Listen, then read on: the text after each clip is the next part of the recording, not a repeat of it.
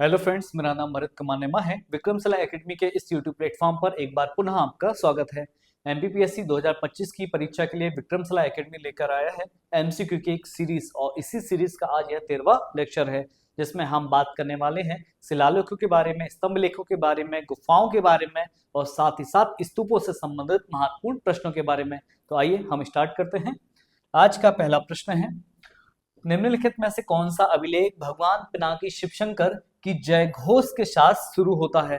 Option है मंदसौर अभिलेख, नानाघाट अभिलेख, नासिक अभिलेख, हाथी गुफा अभिलेख। तो इस प्रश्न का सही आंसर क्या हो जाएगा? आंसर ए हो जाएगा, मंदसौर अभिलेख भगवान शिवशंकर की जय घोष के साथ शुरू होता है। तो इस अभिलेख से संबंधित कुछ महत्वपूर्ण प्रश्न भी देखते हैं। ध्यान रखिएगा, मंदसौर अभिलेख का है, मध्य प्रदेश के मंदसौर जिले में है। और यह अभिलेख किसके द्वारा उत्कीर्ण कराया गया है? तो यशोधर्मन के द्वारा, यशोधर्मन एवं विष्णुवर्धन के द्वारा उत्कीर्ण कराया गया है। इन दोनों के नामों का उल्लेख इसके अंतर्गत है। दूसरी बात है, मंदसौर अभिलेख किस भाषा में लिखा गया है? तो ध्यान रखना है आपको, संस्कृत भाषा में लिखा गया है। तो आंसर ए हो जाएगा। अन्य अभिलेखों की बात करें ऑप्शन में, नानाघाट अभिलेख आप जानते हो ये कहाँ पर है? महाराष्ट्र में है। नानाघाट अभिलेख किसने उत्कीर्ण कराया है? तो सातवाहन वंश के शासक सातकर्णी के द्वारा उत्कीर्ण कराया गया है। और इस अभिलेख की महत्वपूर्ण विशेषता क्या है? इसी नानाघाट अभिलेख में पहली बार ब्राह्मणों को भूमि अनुदान में देने की प्रथा का पता चलता है। नासिक शिलालेख की हम बात करते हैं तो ध्यान रखिएगा, ये भी महाराष्ट्र में है और इसे उत्कीर्ण कराया है बालश्री सातकर्णी ने। तो बालश्री सातकर्णी कौन है? तो आप जानते हो, बालश्री सातकर्णी गौतमीपुत्र सातकर्णी की मां मानी जाती है। और गौतमीपुत्र सातकर्णी सातवाहन वंश के सबसे शक्तिशाली राजा माने जाते हैं। हाथी गुफा अभिलेख के बारे में आप जानते हैं, ये कलिंग राजा खारवेल के द्वारा उत्कीर्ण कराया गया है और इसी अभिलेख में भारतवर्ष शब्द का उल्लेख प्राप्त होता है।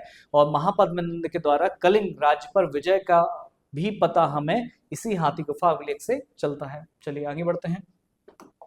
अगला प्रश्न है, निम्नलिखित में से कौन से अभिलेख में अमरत्व के 3 नियमों आत्म संयम, आत्म त्याग और आत्म जागरूकता का उल्लेख किया गया है?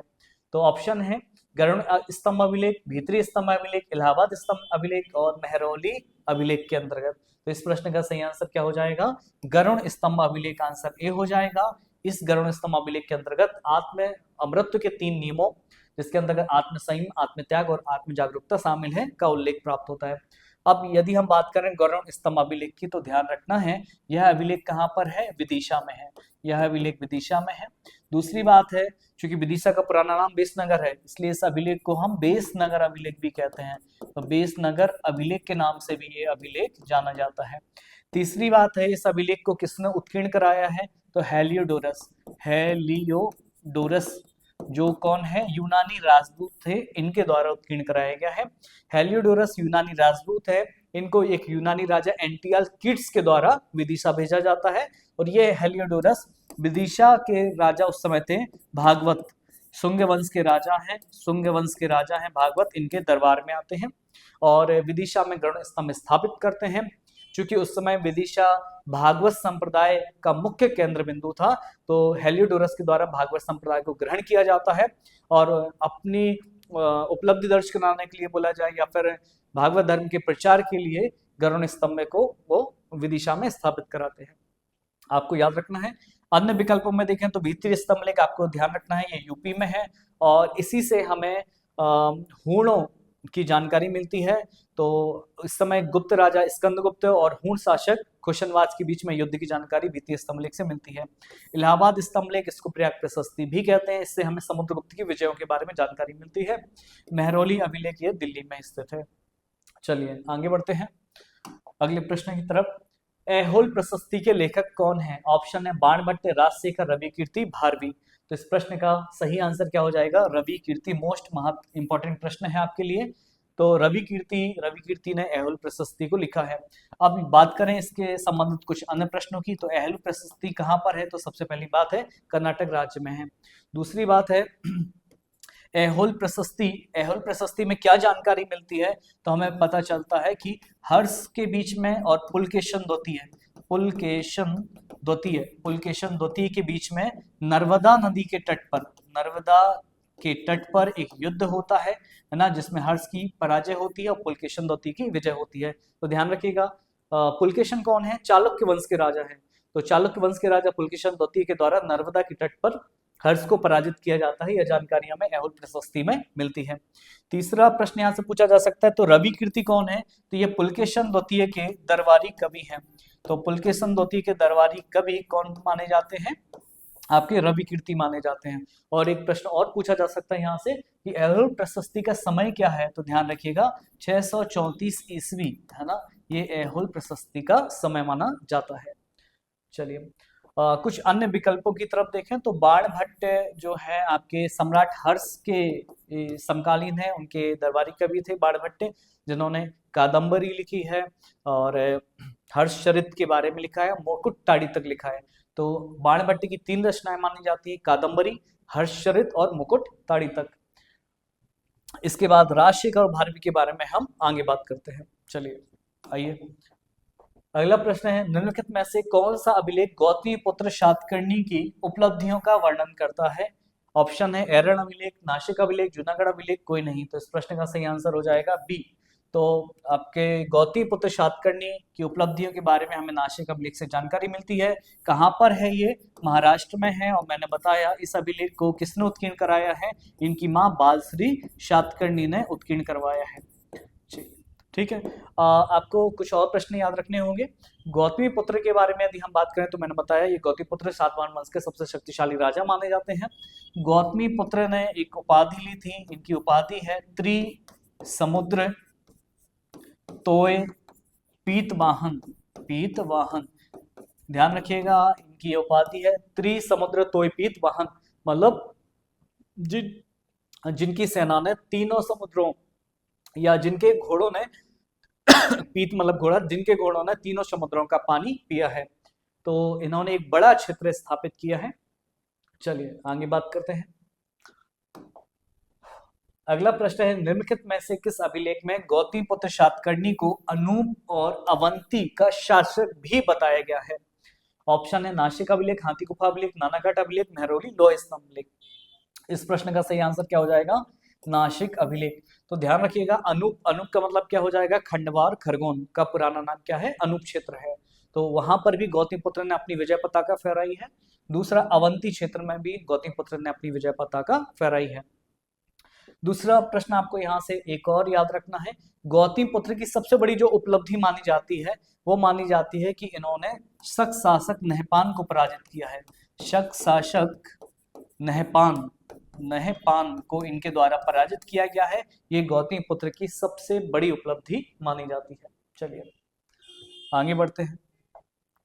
अगला प्रश्न है, देवपाड़ा अभिलेख को किस वंश के शासकों की जानकारी, देवपाड़ा अभिलेख से किस वंश के शासकों की जानकारी प्राप्त होती है? ऑप्शन है बंग शासकों की, गुप्त शासकों की, विजयनगर शासकों की, गंग शासकों की। तो इस प्रश्न का सही आंसर क्या हो जाएगा? आंसर हो जाएगा ए, बंग शासकों की जानकारी हमें देवपाड़ा अभिलेख से मिलती है। देवपाड़ा अभिलेख कहाँ पर है? तो ध्यान रखिएगा, बंगाल में है। और ये अभिलेख जो बंग शासक थे विजय सेन, उनके द्वारा उत्कीर्ण कराया गया था। विजय सेन के द्वारा उत्कीर्ण कराया गया था। चलिए आगे बढ़ते हैं। अगला प्रश्न है, सती प्रथा का प्रथम प्रमाण किस अभिलेख से प्राप्त होता है? ऑप्शन है उदयगिरी अभिलेख, नानाघाट अभिलेख, एरण स्तंभलेख, भीतरी स्तंभलेख। तो इस प्रश्न का सही आंसर क्या हो जाएगा? आंसर सी, एरण स्तंभलेख से हमें सती प्रथा की जानकारी मिलती है। अगर हम बात करें एरण अभिलेख की तो ध्यान रखिएगा, ये जो एरण अभिलेख है, ये एरण अभिलेख कहाँ पर है? एक तो सागर जिले में है, ध्यान रखिएगा सागर जिले में है। दूसरी बात है, इस अभिलेख का जो समय है वो 510 ईस्वी माना जाता है, 510 ईस्वी। तीसरी बात आपको याद रखनी है, इस समय एक भानुगुप्त नाम के राजा होते हैं, भानुगुप्त। तो भानुगुप्त नाम के राजा होते हैं, भानुगुप्त के मंत्री होते हैं गोपराज। भानुगुप्त के मंत्री कौन है? गोपराज। और इनकी मृत्यु हो जाती है हूणों से युद्ध करते समय। तो चूंकि इनकी मृत्यु हो गई है इसलिए इनकी पत्नी सती हो जाती हैं। इसी बात का उल्लेख हमें एरण से प्राप्त होता है जो कि सागर में है। बाकी उदयगिरी अभिलेख आपके विदिशा में है, नानाघाट अभिलेख महाराष्ट्र में है, भीतरी स्तंभलेख उत्तर प्रदेश में है। ये आपको याद रखना है। आगे बढ़ते हैं। किस देश से प्रभावित होकर भारत में शिलालेख उत्कीर्ण करने की प्रथा का आरंभ हुआ है? ऑप्शन है यूनान, ईरान, चीन, जापान। तो इस प्रश्न का सही आंसर क्या हो जाएगा? आंसर हो जाएगा बी, ईरान से प्रभावित होकर भारत में शिलालेख उत्कीर्ण करने की प्रथा का आरंभ हुआ। यदि फारस भी होता तो भी सही रहता, है ना। ईरान की जगह यदि ऑप्शन में फारस लिखा रहेगा तो भी आपका आंसर यही होगा। ध्यान रखिएगा, भारत पर जो विदेशी आक्रमण हुए हैं उसमें सबसे पहला आक्रमण फारस या ईरानी शासकों के द्वारा किया गया है। ईरानी शासक थे डेरियस प्रथम। तो ध्यान रखिएगा, भारत पर प्रथम विदेशी आक्रमण जो हुआ है वो किसके द्वारा किया गया है? ईरानियों के द्वारा ही किया गया है या फारसियों के द्वारा किया गया है, ध्यान रखिएगा। और फारसी राजा कौन है? डेरियस प्रथम। इन्हीं डेरियस प्रथम को दारा प्रथम भी कहा जाता है या इन्हीं को दाराबाहु प्रथम भी कहा जाता है। और इन्होंने, ध्यान रखिएगा, 516 ईसा पूर्व, यदि ऑप्शन में 516 नहीं होगा तो 519 से 513 ईसा पूर्व के बीच ऑप्शन में होगा। तो आप फिर भी पर्टिकुलर टाइम पीरियड याद रखिए। 516 ईसा पूर्व में डेरियस या दारा प्रथम, जो कि ईरानी शासक थे, इनके द्वारा भारत के उत्तर पश्चिम क्षेत्र पर आक्रमण किया गया है। तो एक लंबे समय तक भारत के उत्तर पश्चिम क्षेत्र पर ईरानियों का प्रभाव रहा और ईरानी प्रभाव के फलस्वरूप भारत में शिलालेख उत्कीर्ण करने की प्रथा आरंभ हो जाती है। चलिए आगे बढ़ते हैं। अगला प्रश्न है, गांधार मूर्तिकला शैली का आरंभ किस वंश के समय हुआ है? तो चालुक्य वंश, पल्लव वंश, कुषाण वंश, गंग वंश। तो इस प्रश्न का सही आंसर क्या हो जाएगा? कुषाण वंश। ध्यान रखिएगा, कुषाण वंश के समय गांधार मूर्तिकला, गांधार शैली का संबंध किससे? मूर्तिकला। तो गांधार मूर्तिकला शैली का आरंभ हो जाता है। और एक प्रश्न यहाँ से और बनता है, ये जो गांधार मूर्तिकला शैली है ये यूनानी, या अगर यूनानी ऑप्शन में नहीं होगा तो क्या होगा? ग्रीक। तो यूनानी या ग्रीक कला शैली से प्रभावित है। ठीक है, अब एक प्रश्न और बनता है यहाँ से, जो गांधार मूर्तिकला शैली है इसमें मुख्यतः कौन सी मूर्तियां बनाई गई हैं? तो ध्यान रखिएगा, इस शैली के अंतर्गत महात्मा बौद्ध की मूर्तियां बनाई गई हैं, साथ ही साथ बोधिसत्व की मूर्तियां भी, बोधिसत्व की मूर्तियां भी इसी शैली के अंतर्गत बनाई गई हैं। ध्यान रखिएगा, हमारा एक वीडियो बोधिसत्व पर भी है और एमपीपीएससी में बोधिसत्व इस बार शामिल किया गया है। तो बोधिसत्व जैसे मैत्रेय हैं, पद्मपाणि हैं, अवलोकितेश्वर हैं, है ना, इनसे संबंधित मूर्तियां भी गांधार मूर्तिकला शैली के अंतर्गत बनाई गई हैं। आगे बढ़ते हैं। अगला प्रश्न है, मथुरा मूर्तिकला शैली का प्रारंभ किस वंश के समय हुआ है? ऑप्शन है मौर्य वंश, कुषाण वंश, गुप्त वंश, राष्ट्रकूट वंश। तो इस प्रश्न का सही आंसर क्या हो जाएगा? कुषाण वंश। तो ध्यान रखिएगा, कुषाण वंश के समय गांधार मूर्तिकला शैली का भी विकास हुआ है और मथुरा मूर्तिकला शैली का भी विकास हुआ है।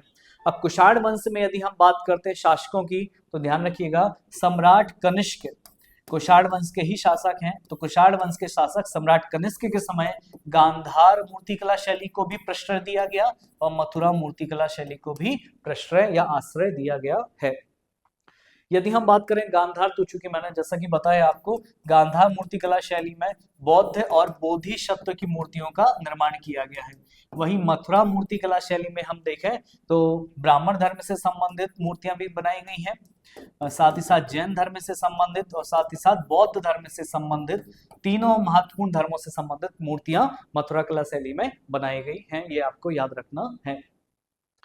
तो गांधार मूर्तिकला शैली, ध्यान रखना, यूनानी कला से प्रभावित है, जबकि मथुरा मूर्तिकला शैली हमारी स्वदेशी कला शैली है।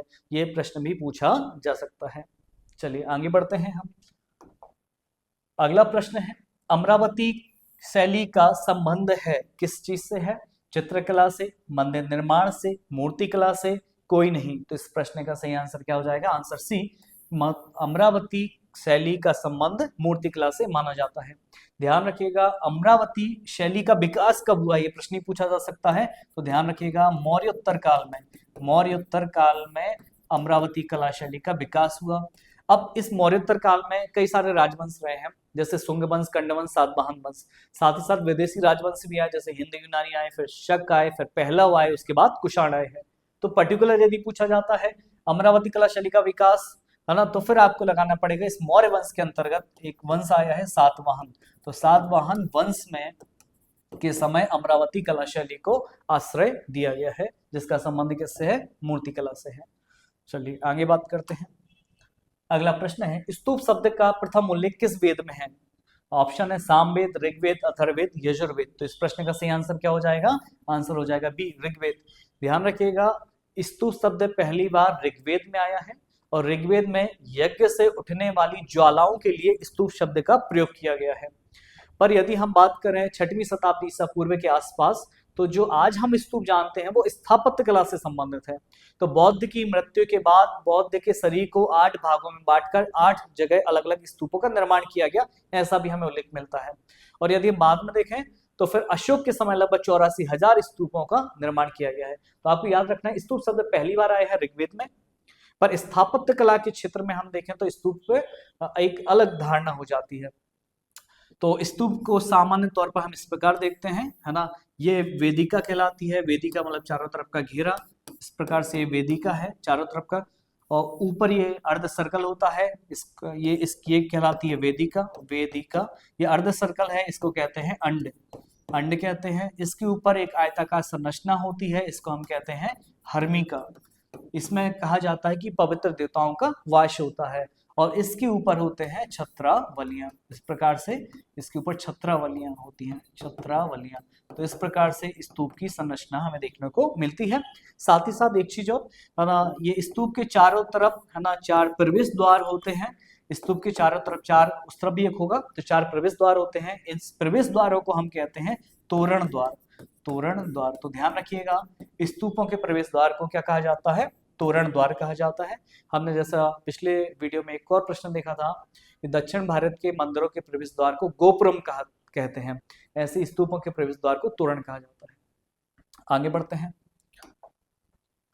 अगला प्रश्न है, सांची स्तूप किस शासक के समय निर्मित किया गया है? ऑप्शन है कनिष्क, चंद्रगुप्त मौर्य, अशोक और पुष्यमित्र शुंग। तो इस प्रश्न का सही आंसर क्या हो जाएगा? आंसर सी हो जाएगा। अशोक के समय मतलब 3वीं शताब्दी ईसा पूर्व में सांची स्तूप का निर्माण किया गया है। तो ध्यान रखिएगा, सांची स्तूप से संबंधित कुछ और प्रश्न पूछे जा सकते हैं, जैसे कि सांची स्तूप किस जिले में है? तो ध्यान रखिएगा, रायसेन जिले में है। सांची में टोटल कितने स्तूप हैं?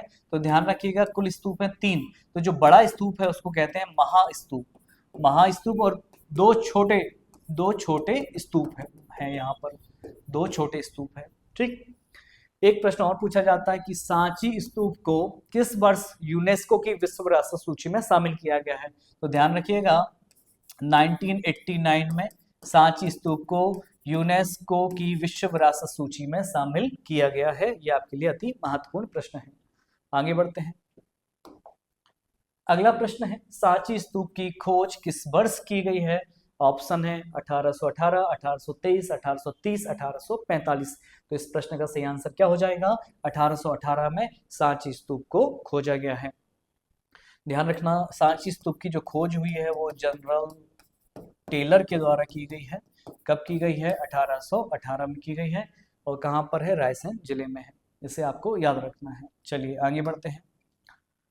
अगला प्रश्न है, सांची स्तूप के तोरण द्वार पर किस शासक के नाम का उल्लेख है? ऑप्शन है दशरथ, अग्निमित्र, सातकर्णी, चंद्रगुप्त द्वितीय। इस प्रश्न का सही आंसर क्या हो जाएगा? आंसर सी हो जाएगा। आपके लिए मोस्ट इंपोर्टेंट प्रश्न है कि सांची स्तूप के तोरण द्वार पर सातकर्णी के नाम का उल्लेख है। अब सातकर्णी कौन है? तो ध्यान रखिएगा, ये सातवाहन वंश के राजा हैं, और सातवाहन वंश के तीसरे राजा माने जाते हैं। सातवाहन वंश के रियल फाउंडर मतलब वास्तविक संस्थापक माना जाता है किसको? सातकर्णी को। नानाघाट अभिलेख का संबंध भी सातकर्णी से ही है। चलिए आगे बढ़ते हैं। अगला प्रश्न है, वर्ष 1914 में प्रकाशित सांची के स्मारक के लेखक कौन हैं? ऑप्शन है William Jones, Max Muller, Edward Taylor, John Marshall और अल्फ्रेड फाउचर। तो इस प्रश्न का सही आंसर क्या हो जाएगा? आंसर हो जाएगा डी, जॉन मार्शल और अल्फ्रेड फाउचर के द्वारा सांची के स्मारक की रचना की गई है। इसे आपको याद रखना है। अगला प्रश्न है, धर्मराजी का स्तूप का निर्माण किस शासक के समय हुआ है? ऑप्शन है कनिष्क, हर्षवर्धन, धर्मपाल, अशोक। तो धर्मराजी का स्तूप भारत के विश्व प्रसिद्ध स्तूपों में आता है।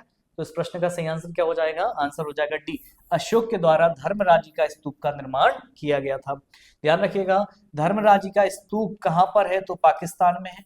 दूसरी चीज आपको याद रखना है, अशोक के समय निर्मित है, मतलब 3वीं शताब्दी ईसा पूर्व में इसका निर्माण हुआ है। और एक और चीज, धर्मराज का स्तूप को तक्षशिला स्तूप के नाम से भी जाना जाता है। तो धर्मराज का स्तूप को किस स्तूप के नाम से जानते हैं? तक्षशिला स्तूप के नाम से जानते हैं। और एक प्रश्न और यहाँ से पूछा जा सकता है, तो अशोक के समय ये धर्मराज का स्तूप या तक्षशिला स्तूप का निर्माण हो गया, पर बाद में वो समय के साथ विध्वंस हो गया। तो इस स्तूप का जीर्णोद्धार कुषाण वंश के शासक कनिष्क के द्वारा किया गया था। तो ध्यान रखिएगा, इसका जीर्णोद्धार किसके समय किया गया है? जीर्णोद्धार तो वो कनिष्क के समय या कनिष्क के द्वारा कराया गया था। इस प्रश्न को आपको याद रखना है। चलिए आगे बढ़ते हैं। अगला प्रश्न है, भरूत स्तूप का निर्माण किसके शासनकाल में हुआ? ऑप्शन है अशोक, संप्रति, कनिष्क, पुष्यमित्र, शुंग। तो इस प्रश्न का सही आंसर क्या हो जाएगा? आंसर डी हो जाएगा। पुष्यमित्र शुंग के समय भरूत स्तूप का निर्माण किया गया है। ध्यान रखिएगा, एक प्रश्न और यहाँ से पूछा जाता है, ये जो भरूत, अगर ऑप्शन में पुष्यमित्र शुंग नहीं है तो फिर अग्निमित्र आपको टिक करना पड़ेगा। यदि ऑप्शन में पुष्यमित्र शुंग नहीं होगा तो फिर अग्निमित्र को आपको सही मानना पड़ेगा। पुष्यमित्र शुंग कौन है? शुंग वंश के संस्थापक कहलाते हैं। चलिए आगे बात करते हैं। ये अमरावती स्तूप है। अगला प्रश्न है, अमरावती स्तूप का निर्माण कब हुआ है? ऑप्शन है तीसरी दूसरी शताब्दी ईसा पूर्व, तीसरी शताब्दी ईसा भी, 5वीं शताब्दी ईस्वी, 6वीं शताब्दी ईस्वी। तो इस प्रश्न का सही आंसर क्या हो जाएगा? आंसर ए हो जाएगा, तीसरी दूसरी शताब्दी ईसा पूर्व। एक्चुअली अमरावती स्तूप जो है वो अशोक के समय निर्मित माना जाता है। तो अशोक के समय निर्मित माना जाता है। अशोक के समय सांची स्तूप का निर्माण हुआ, अशोक के समय तक्षशिला स्तूप का निर्माण हुआ जिसको धर्मराज का स्तूप कहते हैं, और अशोक के समय निर्मित एक और महत्वपूर्ण स्तूप कौन सा है? अमरावती स्तूप माना जाता है, जिसका निर्माण तीसरी दूसरी शताब्दी ईसा पूर्व माना जाता है। चलिए अगले प्रश्न की तरफ बढ़ते हैं। सही मिलान है स्तूप और संबंधित स्थान पूछा है। मध्य प्रदेश से संबंधित स्तूप है, इसलिए आपके लिए मोस्ट इंपॉर्टेंट है। देखिए, सतधारा स्तूप सीहोर, कसरावद स्तूप खंडवा, पनगोडारिया स्तूप रायसेन, देव कोठार स्तूप रीवा। तो कौन सा सही मिलान है? तो इस प्रश्न का सही आंसर क्या हो जाएगा? आंसर डी, देव कोठार स्तूप रीवा में स्थित है। ये बिल्कुल सही बात है। अन्य विकल्पों पे हम देखें तो सतधारा स्तूप यहाँ सीहोर लिखा है, सतधारा स्तूप कहाँ पर है? रायसेन में है। दूसरा कसरावद स्तूप खंडवा लिखा है, पर ये कहाँ पर है? खरगोन में है। कसरावद स्तूप कहाँ पर है? खरगोन में है। पनगोडारी स्तूप रायसेन लिखा है, बट पनगोडारी स्तूप कहाँ पर है? सीहोर में है। सीहोर में है, ध्यान रखिएगा, ये महत्वपूर्ण स्तूप है, आपसे पूछे जा सकते हैं। चलिए अगले प्रश्न की तरफ बढ़ते हैं। अगला प्रश्न है, सही मिलान स्तूप और संबंधित स्थान पूछा है। तोमैन स्तूप ग्वालियर, सोनारी स्तूप भोपाल, खरवई स्तूप रायसेन, भरूत स्तूप मंदसौर। तो सही मिलान कौन सा है? तो आंसर आ जाएगा सी, खरवई स्तूप रायसेन में है। बिल्कुल सही बात है। दूसरे स्तूपों को देखें तो तुमैन स्तूप ग्वालियर में नहीं है, ये गुना में है, ध्यान रखिएगा, तुमैन स्तूप गुना में है। सोनारी स्तूप भोपाल में नहीं है, ये रायसेन में है, रायसेन में है। और भरूत स्तूप मंदसौर में नहीं है, ये कहां पर है? सतना जिले में है। ये आपके लिए महत्वपूर्ण है। अभी हमने देखा था भरूत स्तूप का निर्माण पुष्यमित्र शुंग के समय हुआ है। आगे बढ़ते हैं। अगला प्रश्न है, सिंधु घाटी सभ्यता में नर्तकी की कांस्य मूर्ति कहां से प्राप्त होती है? ऑप्शन है लोथल, कालीबंगन, मोहनजोदड़ो, राखी गढ़ी। तो सही आंसर क्या हो जाएगा? आंसर सी हो जाएगा, मोहनजोदड़ो से नर्तकी की कांस्य की मूर्ति प्राप्त होती है। ध्यान रखिएगा, मोहनजोदड़ो इसकी खुदाई 1922 में हुई है, और जो खुदाई करता है वो है कौन? राखाल दास बनर्जी। राखाल दास बनर्जी, ये महत्वपूर्ण प्रश्न है आपके लिए। इनके द्वारा मोहनजोदड़ो नामक स्थल की खुदाई की गई थी 1922 में। यदि अन्य स्थानों की बात करें तो लोथल, ध्यान रखिएगा, ये गुजरात में है। कालीबंगा ये राजस्थान में है, राजस्थान। और राखी गढ़ी हम देखें तो हरियाणा में है, ध्यान रखिएगा। इस राखी गढ़ी से एक प्रश्न और पूछा जा सकता है, सिंधु घाटी सभ्यता के जितने भी हमारे ज्ञात स्थल हैं उसमें सबसे बड़ा स्थल कौन सा है? तो राखी गढ़ी। तो राखी गढ़ी सिंधु घाटी सभ्यता का सबसे बड़ा स्थल माना जाता है। चलिए आगे बात करते हैं। अगला प्रश्न है, सिंधु घाटी सभ्यता में पुजारी राजा की मूर्ति कहां से प्राप्त होती है? ऑप्शन है मोहनजोदड़ो, धौलावीरा, बनावली, रंगपुर। तो इस प्रश्न का सही आंसर क्या हो जाएगा? सही आंसर हो जाएगा मोहनजोदड़ो से पुजारी राजा की मूर्ति प्राप्त होती है। चलिए अगले प्रश्न की तरफ बढ़ते हैं। अगला प्रश्न है, सिंधु घाटी सभ्यता में पशुपति मोहर या 3 सर वाले आकृति कहां से प्राप्त होती है? आप डायग्राम में देख ही रहे होंगे। ऑप्शन है कालीबंगा, बनावली, मोहनजोदड़ो, हड़प्पा। तो इस प्रश्न का सही आंसर क्या हो जाएगा? आंसर सी हो जाएगा, मोहनजोदड़ो से। तो अभी लास्ट में जो हमने 3 मूर्तियां देखी हैं, नर्तकी की कांस्य मूर्ति, या फिर दाढ़ी वाले बाबा की मूर्ति, या फिर पशुपति मोहर, ये तीनों चीजें हमें मोहनजोदड़ो से मिली हैं। मोहनजोदड़ो कहाँ पर है? पाकिस्तान में है। ठीक है, 1922 में इस स्थान के बारे में पता चला, जिसकी जानकारी हमें किसने दी है? राखालदास बनर्जी ने दी है। अगले प्रश्न की तरफ बढ़ते हैं। अगला प्रश्न है, नटराज की कांस्य मूर्ति का संबंध किस वंश से है? राष्ट्रकूट, चालुक्य, चोल, पल्लव। तो इस प्रश्न का सही आंसर क्या हो जाएगा? आंसर सी, चोल वंश में नटराज के कांसे की मूर्ति बनाई गई है, इसलिए चोलकालीन कला है ना विश्व प्रसिद्ध मानी जाती है। आप सभी का बहुत बहुत धन्यवाद। आगे के लेक्चर में हम बात करेंगे कला से संबंधित अन्य प्रारूपों के बारे में, मकबरों के बारे में, और महलों के बारे में, और साथ ही साथ पर्व एवं उत्सवों के बारे में। नमस्कार।